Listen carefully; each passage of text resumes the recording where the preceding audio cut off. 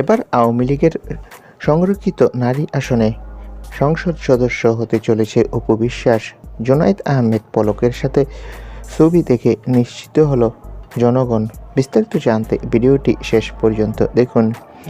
ঢাকাই চলচ্চিত্রে একদিকে দেখা যাচ্ছে শিল্পী সমিতিতে নতুন নাটক নিষ্ক্রিয়তার দায় এনে সমিতি থেকে সদ্য পদত্যাগ করেছেন চিত্রনায়ক সাইমন সাদিক।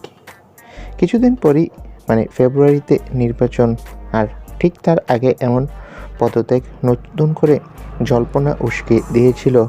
কিছুদিন আগেই গুঞ্জন উঠেছিল শিল্পী সমিতির সভাপতি পদে দাঁড়াতে পারে চিত্রনায়িকা অপু বিশ্বাস।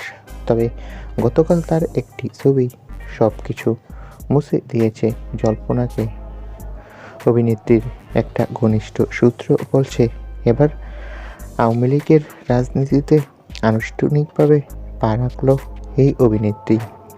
জুনায়েদ আহমেদ পলকের সাথে একান্তে কথা বলেছেন আর নিশ্চিত করেছেন আওয়ামী লীগের সংরক্ষিত নারী আসনে এমপি পদ। খুব শীঘ্রই আনুষ্ঠানিক ঘোষণা আসছে, অপু বিশ্বাস এমপি হচ্ছেন।